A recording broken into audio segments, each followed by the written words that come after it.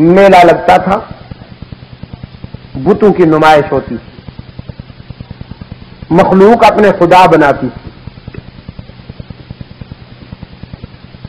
اب یہ چند نوجوان، میلہ لگا ہوا ہے، قوم جمع ہے، اس وقت کا بادشاہ دقیانوس بھی آیا ہوا ہے،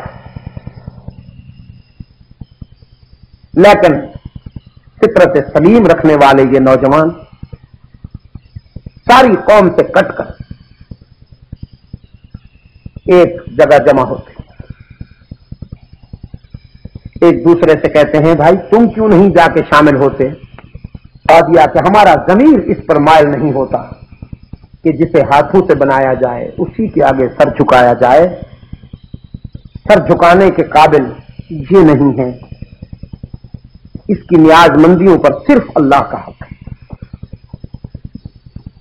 اس نقطے پر سب متفق ہو گئے،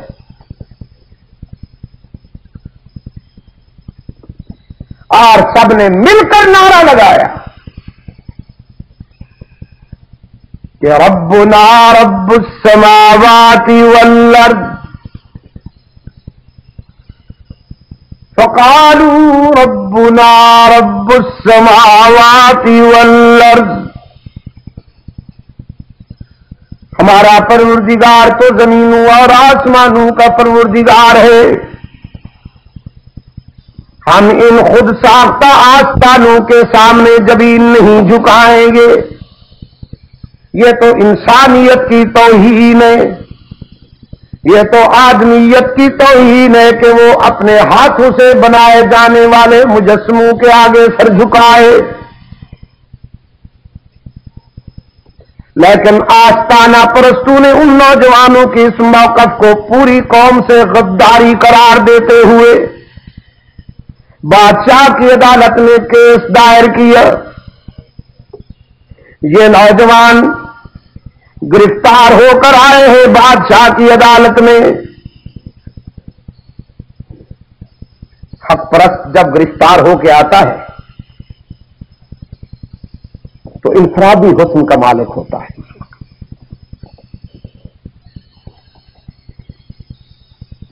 اعلاء کلمت اللہ کے لیے ہاتھوں میں ہتھکڑیاں سجا کر آنے والے بڑے ہی حسین ہوتے ہیں۔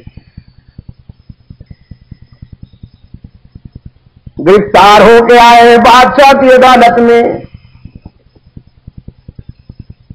بادشاہ نے پوچھا تم کیا موقف رکھتے ہو؟ نوجوانوں نے اعلان کیا ربنا رب السماوات والارض لن ندعو من دونه الہا، ہم اس کے سوا کسی کو الہ نہیں پکاریں گے۔ ہماری جبین کی نیاز مندیوں کے لیے حقیقی مسجود بھی کون ہے؟ ہماری جبین کی نیاز مندیوں کے لیے حقیقی مسجود کون ہے؟ جزاک اللہ۔ ہر جگہ موجود کون ہے؟ علام الغیوب کون ہے؟ کارساز و دستگیر کون ہے؟ حاجت روا و مشکل کشا کون ہے؟ لن ندعو من دونہ الہ، ہم اس کے سوا کسی کو الہ نہیں مانیں گے، نہیں سجدہ کریں گے کسی کا، نہیں کسی کی نظر مانیں گے، کسی کو مشکلات میں نہیں پکاریں گے، عبادت میں ملاوٹ نہیں کریں گے۔ اب اس نے یہ کیا تھا بادشاہ نے کہ ان نوجوانوں کے برادری کے جو بڑے تھے، سردار تھے، ان کو بھی بلا رکھا تھا۔ کہنے لگا اگر ہماری بات نہیں مانتے ہو تو اپنی برادری کے بڑوں کی تو سنو، یہ تمہارے باپ دادا سب کے سب ان کے آگے جھکتے آئے، یہ تمہارے بڑے بھی انہی کے آستانوں کے آگے جھکتے ہیں، تمہیں کیا ہو گیا؟ نوجوانوں نے کہا ہؤلاء قوم اتخذوا من دونہ آلہہ، یہ ہمارے قومی سردار، یہ ہماری برادری کے بڑے صحیح، لیکن خونی رشتہ ہونے کے باوجود نظریاتی راہیں جدا ہیں، اس لیے کہ یہ سب کا سجدہ کرتے ہیں، ہم رب کا سجدہ کرتے ہیں، ان میں اور ہم میں فرق ہے، ان میں اور ہم میں وہ کون سا؟ یہ سب کا سجدہ کرتے ہیں، ہم رب کا سجدہ کرتے ہیں، یہ ہر جائی ہے، ہم یکجائی ہیں، یہ آستانہ پرست ہیں، ہم خدا پرست ہیں۔ ان کے پاس غیر اللہ کو پکارنے، غیر اللہ کے آگے سر جھکانے کی کوئی دلیل نہیں، انہوں نے قصے کہانیوں کو بنیاد بنا رکھا ہے، اور سب سے بڑی دلیل یہ ہے کہ ما وجدنا علیہ آبانا، ہم تو وہی طریقہ اپنائیں گے جس پر ہم نے اپنے باپ دادا کو پائے۔ اللہ نے ہمارے دل و نگاہ میں حقانیت کی روشنی بھر دی ہے، ہم نہیں جھکیں گے ان کے آگے۔ تو خود انہی کے برادری کے بڑے بادشاہ سے کہتے ہیں یہ ایسے ٹھیک نہیں ہوں گے، ان کو راہ راست پر لانے کے لیے کچھ کرنا ہوگا، ہم نے آپ کو روک رکھا تھا، اب ہم اجازت دیتے ہیں، انہیں وہ سزا دیجیے کہ آنے والی نسلیں یاد رکھیں۔ بادشاہ نے ان نوجوانوں سے کہا ہم تمہیں مارجن دیتے ہیں، اپنے نقطۂ نظر پہ غور کر لو، جاؤ۔ کچھ لمحات کے لیے اس نے انہیں آزاد کر دیا کہ سوچ کر آؤ، اگر تم باز نہ آئے، اگر تم نے تبدیلی پیدا نہ کی تو پھر ہم تمہارے لیے ایک سزا تجویز کرتے ہیں۔ اور وہ سزا ظاہر تھی، وہ نوجوان بھی سمجھ رہے تھے کہ سر قلم کرے گا اور کیا کرے گا۔ ویرانے میں آتے ہیں، ایک پہاڑ کے دامن میں ایک غار میں بیٹھ کر سب مل کر دعا مانگتے ہیں ہلکے میں، خداوندا ہم نے تیرے لیے سب کو ناراض کیا، اب ہمیں مٹانے کی تدبیریں ہو رہی ہیں، ہمیں مٹ جانے کا ڈر تو نہیں، لیکن ہمارے مٹ جانے سے موقف مجروح ہو جائے گا، اور لوگ کہیں گے حق والے تو لاوارث ہوتے ہیں، انہیں کوئی پوچھتا ہی نہیں۔ خداوندہ سچائی کا پرچم جو ہم نے بلند کیا ہوا ہے یہ سرنگو نہیں ہونا چاہیے۔ آتنا من لدنک رحمہ وہیئ لنا من امرنا رشدا، اب تو ہماری رہنمائی کر، تو ہمیں راستہ بتا۔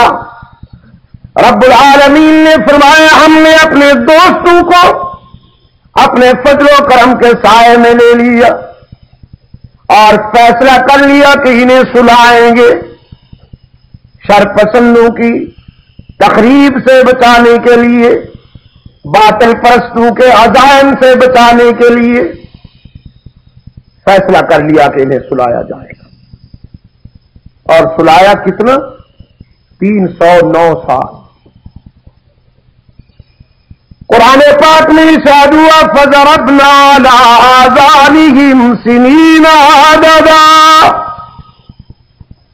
ہم نے ان پر نیند مسلط کر دی، سلا دیا سال ہر سال تک، اور گزرنے لگے دن، ہفتے، مہینے، سال۔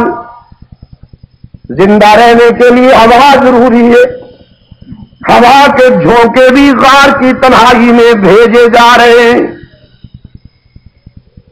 ابھرتے اور ڈوبتے ہوئے سورج کو بھی حکم ہو گیا پروردگار کی طرف سے کہ تو بھی اپنی کرنیں ان کے چہروں پہ ڈال کے جایا کر.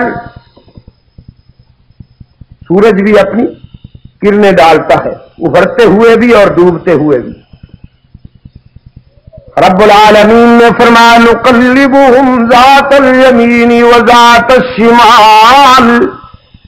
ہم نے اپنے دوستوں کو اس حد تک سنبھالا کہ ان کی کروٹیں بھی ہم خود بدلا کرتے تھے. جب وہ دائیں پہلو پر تھک جاتے تو ہم انہیں بائیں پہلو پر لٹا دیتے. وہ جب اس پہلو پہ تھک جاتے تو ہم انہیں دائیں پہلو پر لٹا دیتے. وہ یوں سنبھالتا ہے نا. پھر گزر گئے 309 سال, 3 صدیاں 9 سال. رب العالمین نے فرمایا کذالک بعثناہم لیتساءلوا بینہم. اب ہم نے انہیں اٹھائے تاکہ ذرا گفتگو کریں, حق نکھر کے سامنے آ جائے, باطل کا منہ کالا ہو جائے اور حق کا بول بالا ہو جائے. اٹھایا انہیں, اٹھ بیٹھے, لیکن کیفیت اس طرح تھی جیسے کوئی صبح سوئے اور شام کو اٹھ بیٹھے, آنکھیں ملتے ہوئے, جمائیاں لیتے ہوئے. قال قائل منهم کم لبثتم. انہی میں سے ایک نوجوان نے پوچھا ہاں بھائی کتنی دیر سوئے ہو؟ قالوا لبثنا یوما او بعض یوم. باقی کہنے لگے آج تو غفلت ہو گئی, معلوم ہوتا ہے ہم پورا دن سوتے رہے یا دن کا اکثر حصہ سوتے رہے. اوہو بڑی غفلت ہو گئی. حالانکہ کتنی دیر سوئے ہیں؟ 309 سال. اور کہتے کیا ہے؟ لبثنا یومن او بعض یوم. پورا دن سوئے ہیں یا دن کا کچھ حصہ سوئے. آگے چلنے سے پہلے, آگے بڑھنے سے پہلے ایک ضمنی سوال کرتا چلا جائے. 2 باتیں یہاں واضح ہو گئی. 2 باتیں یہاں واضح ہو گئی. ایک بات تو یہ کہ ولی ہوں یا نبی وہی جانتے ہیں جو خدا انہیں بتائے. اگر خدا نہ بتائے تو وہ نہیں جانتے. ان کا منصب ہی یہی ہے. اس میں ان کے شان کی کمی نہیں ہے بلکہ ان کے شان میں اضافہ ہے, کیونکہ نبی ہوں یا ولی بندے ہوتے ہیں, خدا نہیں ہوتے. وہ وہی جانتے ہیں جو خدا انہیں بتائے اور جو خدا نہ بتائے وہ نہیں جانتے. ایک بات تو یہ. دوسری بات یہ واضح ہو گئی کہ 309 سال جو سوئے رہے, موت واقع نہیں ہوئی تھی, نیند مسلط کی گئی تھی. ان 309 سالوں کے درمیان آندھیاں آئی ہوں گی, ہوائیں چلی ہوں گی, پرندے بولتے رہے ہوں گے, انسانی قافلے گزرے ہوں گے, پتہ نہیں کیا کیا 3 صدیوں میں نہ معلوم کیا کیا آوازیں آئی ہوں گی, مگر انہوں نے کچھ نہیں سنا. انہوں نے کچھ نہیں سنا. یہ بھی ثابت ہو گیا کہ اگر خدا نہ سنائے تو ولی ہوں یا نبی نہیں سنتے, وہ وہی سنتے ہیں جو خدا انہیں سنائے. کہتے ہیں لبثنا یومن او بعض یوم. پورا دن سوئے ہیں یا دن کا کچھ حصہ. ایک نوجوان کہنے لگا ربکم اعلم بما لبثتم. بحث کرنے کی ضرورت نہیں, جس نے ہمیں سلایا تھا وہی خوب جانتا ہے کہ ہم کتنی دیر سوئے ہیں. بحث ختم کرو، کام کی بات کرو. فَبَعْثُوا أَحَدَكُمْ بِوَرِقِكُمْ هَٰذِهِ إِلَى الْمَدِينَةِ، کسی کو بھیجو شہر میں جا کے کھانا لے کے آئے، بھوک لگی ہے. کام کی بات کرو نا. کتنی دیر سوئے ہیں اور دن سوئے ہیں یا دن کا کچھ ہے، ہمیں ان باتوں سے کیا. بھوک لگی ہے، کھانا منگواؤ. نہیں لگی تو 309 سال تک نہیں لگی، لگ گئی تو نقد لگ گئی. لیکن کھانا منگوانے کے لیے کسی نوجوان کو بھیجتے وقت یہ نہیں کہا کہ جاؤ اور شہر میں جا کے صدا لگاؤ نظر اللہ.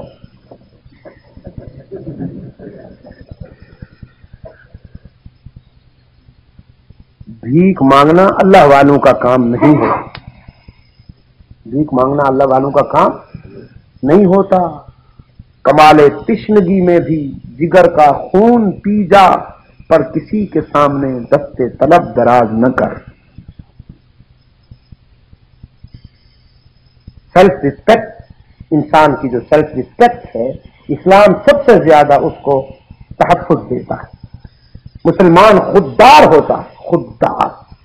رحمت عالم صلی اللہ علیہ وسلم نے فرمایا جوتے کا تسمہ بھی ٹوٹ جائے تو کسی کو مت کہو کہ وہ اٹھا کے دے. سرکار دو عالم صلی اللہ علیہ وسلم بہت سے کام اپنے ہاتھوں سے کر لیا کرتے تھے. تو فرمایا کوئی نوجوان جائے کھانا لے کے آئے، مگر دیوارے کے کم یہ رقم لے کے جائے اور کھانا خرید کر کے لائے.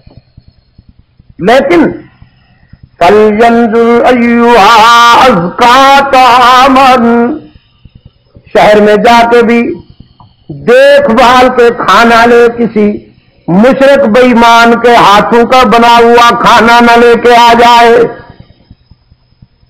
کسی موحد کے ہاتھوں کا بنا ہوا کھانا لائے. ہاں، مشرک کا بنا ہوا نہیں. فَلْيَنظُرْ أَيُّهَا أَزْكَىٰ طَعَامًا. آپ بھی خیال کیا کیجیے، خاص طور پر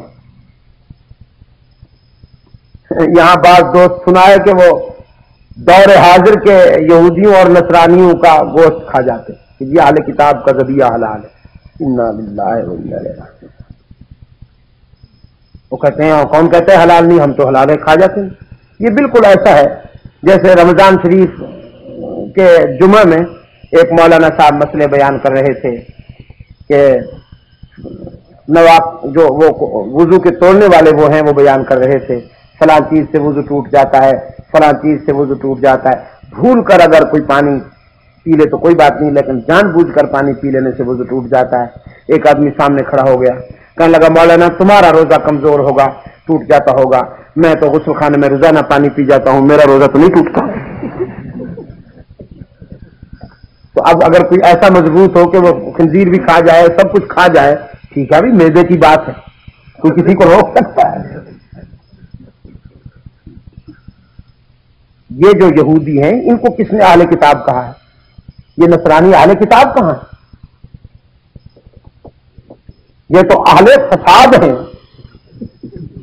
ان کو اہل کتاب کس احمق نے کہا ہے؟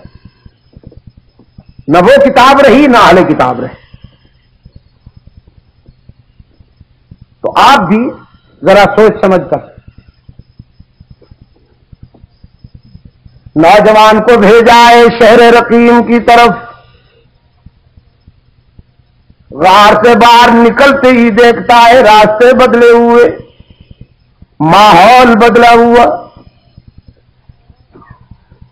جب غار میں آ رہے تھے جہاں درخت نہیں تھا وہاں درخت کھڑا ہوا، جہاں تھا وہاں سے غائب ہے.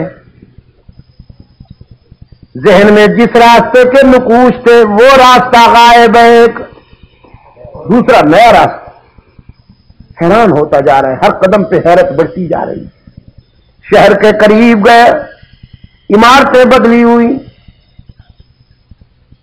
لوگوں سے ملا، لوگ اجنبی، لباس بدلا ہوا، تہذیب بدل گئی، کلچر چینج ہو گیا. یہ لوگوں کو حیرت کے ساتھ دیکھتا ہے، لوگ اس کو حیران ہو کے دیکھتے ہیں. کوئی کہتا تو کچھ نہیں، لیکن لوگ تجسس میں، سسپینس میں پیچھے پیچھے چل رہے ہیں. یہ کون سا ہے؟ کوئی آثار قدیمہ کی چیز معلوم ہوتی. اس نے جا کے ایک ہوٹل والے کو پیسے دیے، اپنے خیال میں جس ہوٹل والے کو صحیح سمجھا اس کو جا کے پیسے دیے. اس نے جب سکہ دیکھا تو وہ آج سے 300 سال پرانا تھا. سکہ دیکھ کے واپس کہنے لگا، سکے کو بھی دیکھتا تھا، اس نوجوان کو بھی دیکھتا، دونوں قابل دید تھے. سکہ واپس کرتے ہوئے کہنے لگا، نوجوان رائج الوقت کرنسی لاؤ، اس وقت جو سکہ چل رہا ہے وہ لاؤ. یہ تو تم 300 سال پرانا سکہ، کہاں سے کوئی خزانہ تو نہیں ڈھونڈا تم؟ یہ کہاں چلا ہے؟ وہ نوجوان کہنے لگا، کل ہم یہاں سے جا رہے ہیں، آج یہ 300 سال پرانا ہو گیا ہے. تمہارا دماغ درست ہے؟ موحد ذرا سخت بھی ہوتا ہے، موحد سخت بھی ہوتا ہے، وہ من منا کے بات نہیں کرتا، بڑی دو ٹوک بات ہوتی ہے موحد کی. اس کا لہجہ بڑا ٹھیک ٹھاک ہوتا ہے، فیصلہ کن ہوتا ہے. کل تو ہم یہاں سے جا رہے ہیں اور یہی سکہ ہمارے پاس تھا، آج تم کہتے ہو 300 سال گزر گئے، کیسی باتیں؟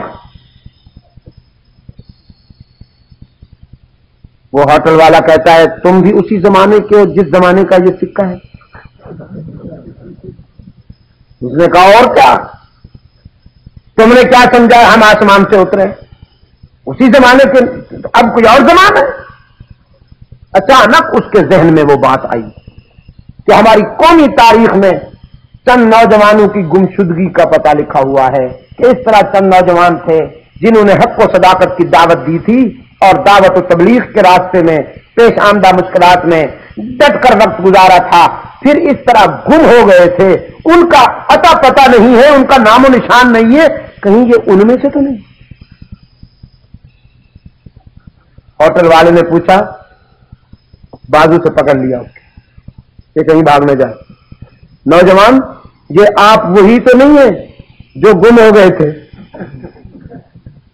اس نے کہا، الحمدللہ ہم گم تو نہیں ہوئے تھے، جہاں تھے وہاں تھے، جہاں تھے وہیں تھے، اور میں ہوں انہی نوجوانوں میں. پورا شہر جمع ہو گیا. اور اب صورتحال یہ ہے کہ اب جو حاکم تھا، مسند اقتدار پر تھا، وہ حق پرست تھا، صحیح العقیدہ تھا. لیکن قوم میں بعض محقق پیدا ہو گئے تھے جو کہتے تھے مرنے کے بعد کون جیتا ہے، دیکھ لیں گے فتنہ محشر کو بھی، اب تو چادر تان کر سوتے ہیں ہم، مٹی میں مٹی ہو جائیں گے، یہ سب کوسنے ہیں، مرنے کے بعد کون جیتا ہے. ان کی بات سمجھ میں نہیں آ رہی. جب یہ نوجوان پکڑا گیا شہر میں، اسی وقت وہ بادشاہ سجدے میں گر کر رو رو کر دعائیں مانگ رہا ہے، الہ العالمین اپنی طرف سے کوئی برہان بھیج، کوئی ایسی دلیل عطا کر کہ تیرے بندوں کی سمجھ میں آ جائے بات. اور اس نوجوان کو پکڑ کے لے آئی بادشاہ کے پاس. بادشاہ نے آ کے جب اس نوجوان سے حالات معلوم کیے، بادشاہ نے آ کے جب اس نوجوان سے حالات معلوم کیے تو خدا کا شکر ادا کیا کہ اللہ کی طرف سے یہ شخص مجسم میری دعا بن کے آیا ہے. اس نوجوان کا بازو پکڑ کے قوم کے سامنے پیش کرتے ہوئے وہ بادشاہ کہنے لگا، جو خدا 309 سال تک زندوں کو سلا کر زندہ اٹھانے پہ قادر ہے، کیا وہی قادر مطلق موت کے بعد زندگی دینے پر قادر نہیں ہے؟ جن کے مقدر میں تھا انہیں ایمان نصیب ہو گیا، اور معاشرہ ایک نئے رخ پہ سلامتی کے راستے پہ آ گیا، دل و نگاہ کی بیماریاں دور ہونے لگی۔ چند نوجوانوں نے قربانی دی، عزیز دوستو، جو میں آپ سے کہنا چاہتا ہوں، چند نوجوانوں نے قربانی دی، مشکلات کا سامنا کیا، پوری قوم کو ہدایت نصیب ہو گئی۔ جی ناظرین، آپ نے ابھی بیان سنا۔ آپ سے گزارش ہے کہ میرے اس چینل کو سبسکرائب بھی کریں اور بیل کے آئیکن کو کلک بھی کریں تاکہ ہر نئی آنے والی ویڈیو آپ تک بر وقت پہنچ سکے۔ شکریہ۔